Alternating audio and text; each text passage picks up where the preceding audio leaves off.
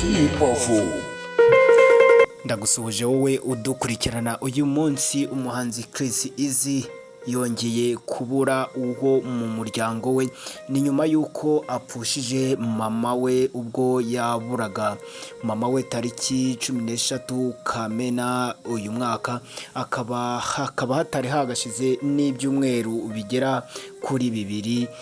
Ubundi nyirakuru w'uyu muhanzi Chris Easy nawe akaba yamaje gutangaza ko yamaje kwita Imana azize indwara ya diyabete.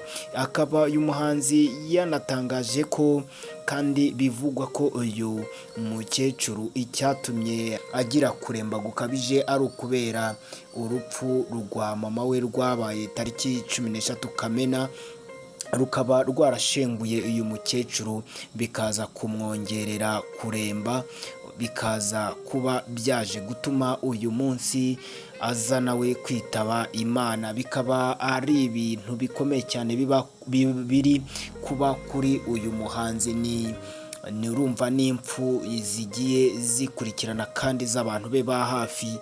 Urabyumva, umubyeyi we ari we mama we yari anafite, ari nawe yari asigaranye, akaba yaritabye Imana.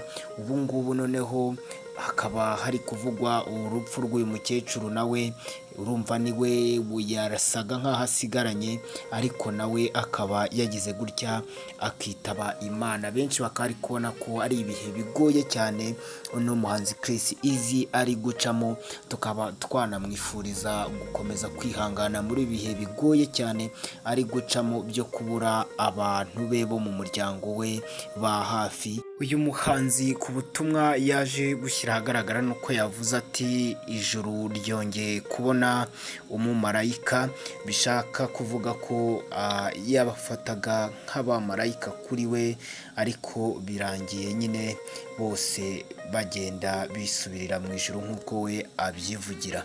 Ndetse ab'inshuti ze bakaba bagomba kumuba hafi bakamuhumuriza, kuko ibi bihe ntabwo byoroshye byo kubura abantu b'ingenzi mu buzima nk'aba bose yabuze.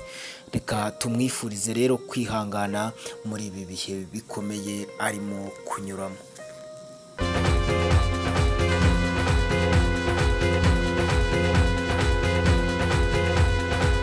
Zibavu.